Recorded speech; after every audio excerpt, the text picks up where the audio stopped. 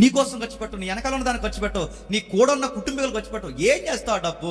నీకు మేనేజ్ చేయడం తెలియాలి. ఒకటి, దేవుడి కోసం ఖర్చు చేయి. రెండు, నీ కోసం నీ కుటుంబం కోసం ఖర్చు చేయి. మూడో చాలా ఇంపార్టెంట్, ఇతరుల అవసరాల కొరకు ఖర్చు. నీకు దేవుడు కొన్ని స్పష్టంగా చూపిస్తాడు, నీ మనసుకు తెలుస్తుంది వీళ్ళు నిజంగా అవసరంలో ఉన్నారా, నీ మనసు కనిపిస్తుంది.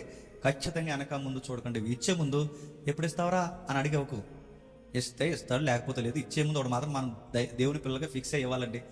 వాళ్ళు ఎవరో అని ఫిక్స్ అయిపోయి ఇస్తారన్న ఆస్తి ఇచ్చామనుకోండి, వాళ్ళు ఎవరు. మనకి డబ్బు కన్నా బాండింగ్స్ ఉంటాయి చూసారా, అది ఇంపార్టెంట్. డబ్బులు ఎలాగైనా వస్తాయి, డబ్బులు ఎలాగైనా వస్తాయి. బాండింగ్స్, నమ్మకాలు, ఈ స్నేహాలు, ఈ బంధాలు, ఈ సేవ ఇది ఉంటుంది చూసారా, అది ఇంపార్టెంట్. అది పోకూడదు.